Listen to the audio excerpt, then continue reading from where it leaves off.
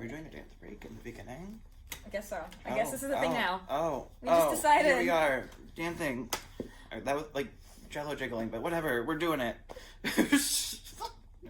I'm glad that we're setting up a trend of starting these like weirder and weirder every time. I mean, why not? It's our channel. We do what we want to. So welcome to episode 3 of From Salem with Love. I'm Ana Campos, and I'm the owner of Circle of Stitches in Salem, Massachusetts, and I'm here with... I'm Jacob Belair. I'm Fiber Dreams by Jacob on Instagram, co-host with Ana on From Salem with Love. Yeah, and we are here to share what we're working on, new pattern ideas, yarn that we love, and all that good stuff. And now we've decided that we start with a What Are You Wearing segment. So Jacob, What are you wearing? So, I am wearing your hat. I'm wearing the shawl pattern that I designed a couple years ago in crochet. Which is called? Which is called Derby Street Shawl. It's available on Ravelry. Pattern plug. Anywho. And I took the gorgeous photos for it, so obviously we're going to put in some photos right now. Oh! It has my schmexy husband on there. And then underneath this lovely shawl, I have, hold on, I'm not getting undressed, I promise, the Once in Floral sweater. That's by Max Cyr, right? Yes, ma'am. And you knitted that in Malabrigo sock. And the shawl is Malabrigo Rios, right? Yep, I think I have a thing for Malabrigo. Okay, and my hat that you're wearing, which I knit, is Malabrigo Rios. So Jacob is wearing a full spectrum of Malabrigo yarn leaves. Yes, I am. From sock to worsted. This is advertising at its best. So, I am wearing Humulus by Isabell Kraemer. This was actually my Rhinebeck sweater at some point. I'm obsessed. Seriously, so this was knit in Brooklyn Tweed Shelter, and this started my obsession with low contrast color work. These colors in the skein actually look super close, but at the end, like while I was knitting it, it almost looked like the yoke wasn't going to show up, but now it's honestly one of my favorites. This is a few years old, and I wear it all the time. It's covered in cat hair. I just adore it. And I am also wearing your hat today, so we're wearing each other's hats today. Very exciting. And so what we're going to start on today is we had some folks asking us for some favorite tools, and so we wanted to share some of the things that we love. And some tips for when we're making things. So we love stitch markers. Stitch markers are your friends. Every single time. It's true though. They're your friends. If you have a crazy cable, you have a crazy lacework pattern, get yourself some stitch markers. Make it easier on yourself. Find out what your pattern repeat is. Normally, hint, the asterisks. Boop, boop. Put them right where those asterisks and your repeat is. And at the store, Ana has a couple of these really, really cute ones. I'm gonna go let's right so in you can there. See, that's a little owl. All right. Yeah, but what Jacob is saying is actually really important. Just because a pattern doesn't necessarily tell you to put in stitch markers at your repeats doesn't mean that you can't. So if you have a chart that has a red box outline, or if you're following written instructions and you see where the brackets or the asterisks say repeat from here, that'll generally give you your repeat. And if you put in extra markers, it can really help you keep track of your lace. And another thing I wanted to touch upon is we both are wearing hats that you knit. So one of the things that I struggled with when I first was starting knitting, because the great thing about me and Ana is Ana has more experience knitting, but then I'm a little bit on the newer part of it. So when I'm doing things, I'm learning things quickly, and I'm constantly texting and messaging her like, I don't know what I'm doing. But one of the things that's challenging when you're knitting a hat is how do you close it? And there's a couple different options that I think that you can do. The two that kind of come to my mind is that you have the kind of one that's a little bit more of the standard, I believe, which would be that you would just use so you're talking about the crown shaping. The crown shaping. Yeah. You would use your double point needles, depending on how the pattern designer has designed the hat. Like you can, if they do it in like a section of 4, you can put the decreases on each needle, or again, stitch markers, they're your best friends. Put the stitch markers on there with your double pointed needles. That way you know when your decreases are going to be coming up and they're already marked for you, so you're not just sitting there counting, because it gets annoying and no one wants to do that. So, and then the other way would be doing a magic loop. So if you haven't knit your hat completely in the double pointed needles, I sometimes would suggest with this that you would start with like a 16, because most of the time the 16 length you can knit your hat in that, and then you can swap over to either a 32 or a 40-inch what are these? Circular needle. This is me. Anywho, but you switch over to one of these and you do the magic loop method. And to do the magic loop method, essentially you would just put like half of the stitches for the hat on one side and then half of the stitches for the other one, and you'd kind of pull it so that your red part of the needle or your cording of the needle is a little bit of a loop, and you just kind of keep on alternating and going around. Yeah, I'm sure I can find a good link to add in the comments for folks who are interested in doing magic loop. But one thing to keep in mind, and the reason that we specifically have the Chaugus, is because you need a really flexible cable so that you can do magic loop properly. And a Chaugu has a really nice cable that doesn't have memory, so it's nice and soft, it's really flexible, and it's got a strong join. So we are fans. Though personally, I'm a double point person. I'm not a magic loop person, but it's okay. I am definitely a magic loop person. I still love you. I love you even when you're wrong. I'm kidding. Magic loop is valid. Okay, I see you. I see what you did there. And so I wanted to share a couple of my favorite things that I actually use regularly. So I have a leather measuring tape as a bracelet that we do have in the store. And so this is super cute, obviously, but also very useful for tape measures on the go. And the other thing I wanted to share is for quickly fixing mistakes and picking up drop stitches, or if you just, if you need a cable needle, this is my favorite kind of tool for that because it fits really well in your project bag. And I just cut off my nail, so I can't open this package. But these are really handy. These are by Knitter's Pride, and they're repair hooks. The reason that I like them is because they come in different widths, right, circumferences, but it's got a needle, like knitting needle tip on one end, and it's a crochet hook on the other. So if you've dropped a stitch, you need to pick something up, or if you just need something to put some needles on for cable, it works sort of for everything. So it's a really good multi-tool. I actually just needed it like a couple minutes ago because I made a cable and I didn't actually knit my cabled stitch. There you go. So we just wanted to share some of those. But the other thing that bracelet is good for too is, like, say you're just knitting and you forgot something to do your gauge swatch, which is also really important in knitting. It's extremely important because otherwise you end up with like a tunic for a sweater that's supposed to be fitted. Yeah. But yeah, swatching I love those bracelets. So the exciting thing that we're going to talk about today is our hats. And so the hat that Jacob is wearing today is a hat that I designed a few years ago in Malabrigo Rios, and it's called the Juxtaposed Hat. It comes with a matching shawl. And the reason that we're showing this is because we have lots of delicious colors of Rios that I wanted to show off. And the great thing about the hat is it only takes one skein, but if you decide to make the full shawl and hat set, you will need 3 skeins because the shawl takes 2 and a little bit, and the hat uses 1 but has a little bit left over. And so the color that Jacob is wearing is Sunset, but here are some other delicious ones. So this color here is Peachy. Yum yum. I'm gonna hand them to you.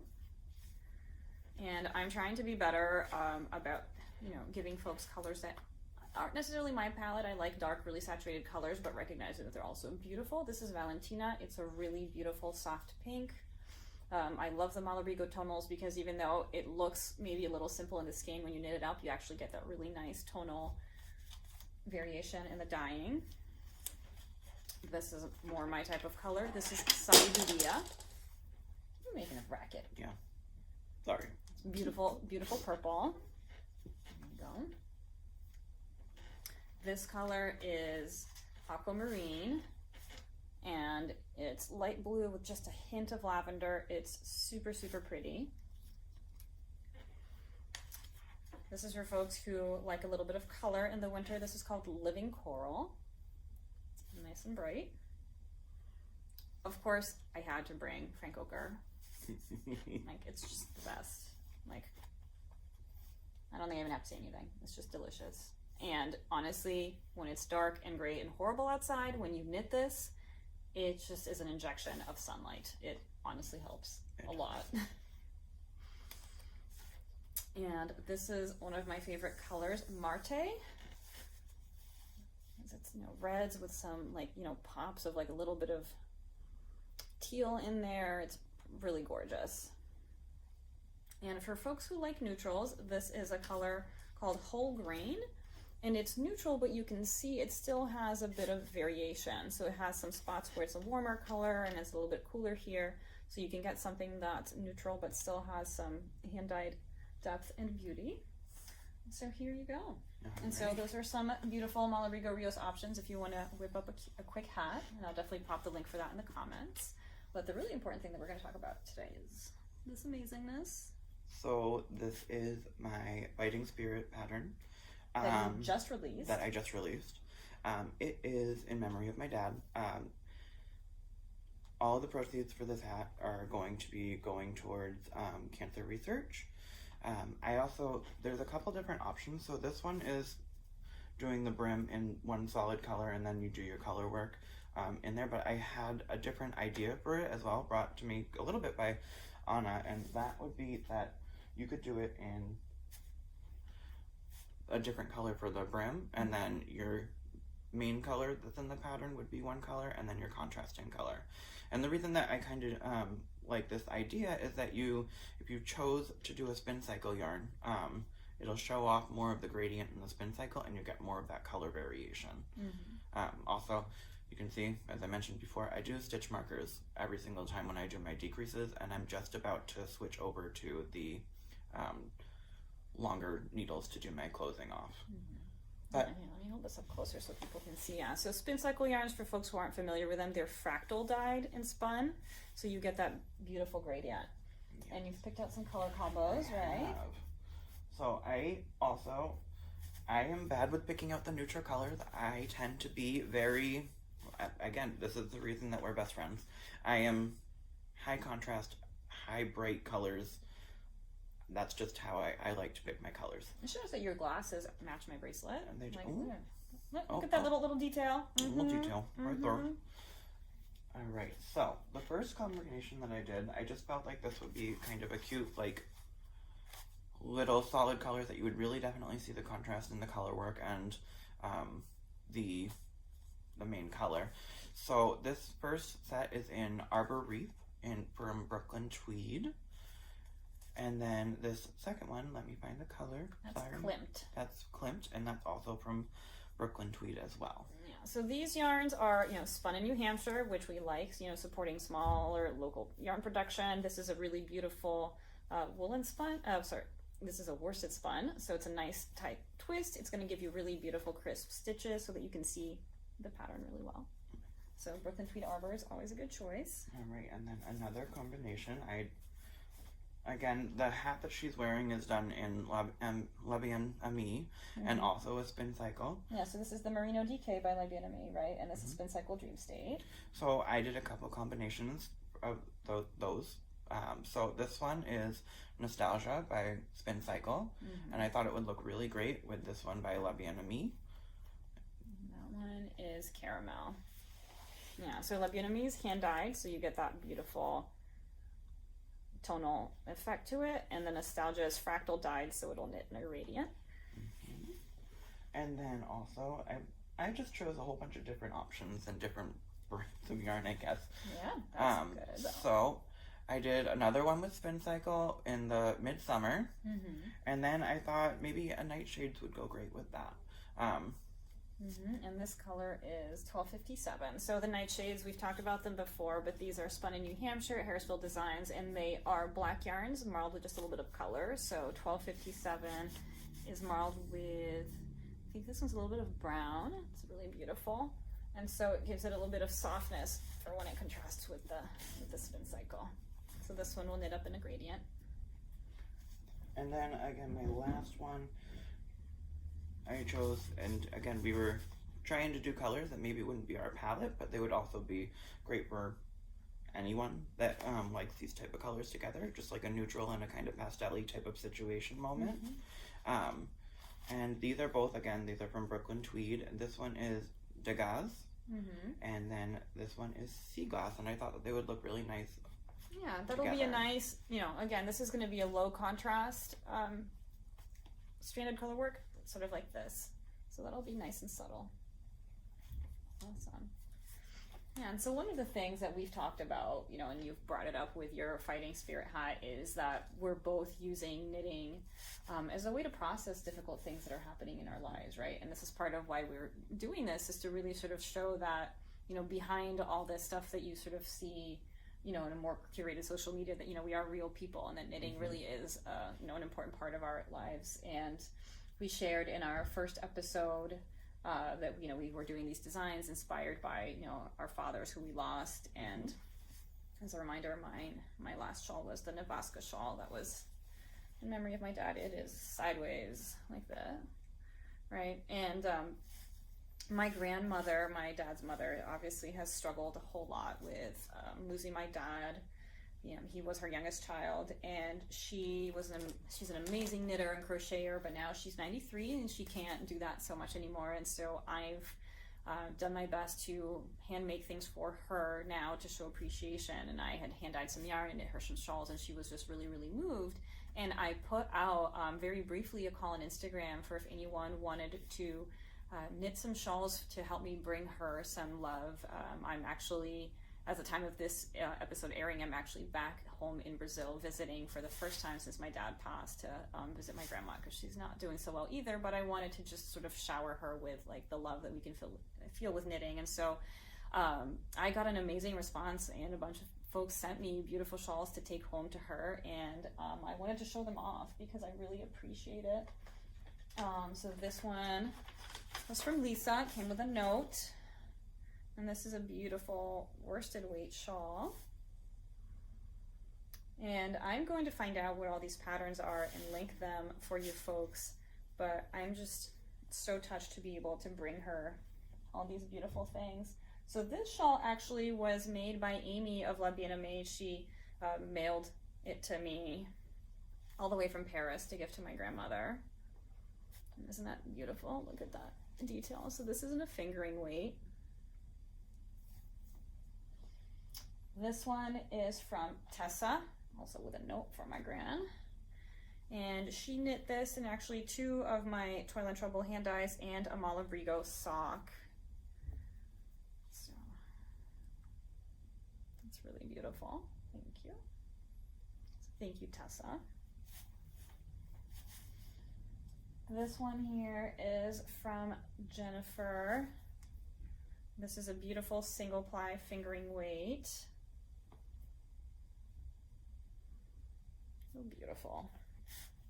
I honestly cannot wait to give my grandma these shawls and film her wearing all of them so that I can share it in an episode when I get back. This one is from Erin. So this is fingering weight brioche, which weighs beautiful. And I think it might be reversible even. Not quite, but yeah. Really beautiful. What else do we have here? Honestly, my grandma is going to be so overwhelmed. This one was knit by Alex, and a single ply fingering weight goes this way. Nope. We're serious right now. Serious things are happening. This one was from Kat on Instagram.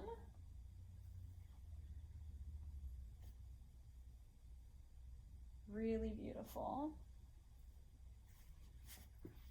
This one is from Michelle with a note.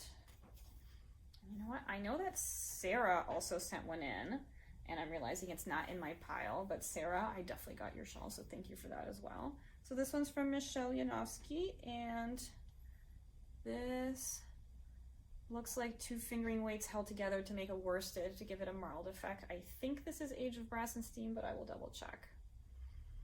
So I am just so excited to be able to give this to my grandma and give her a bit of comfort and a bit of love.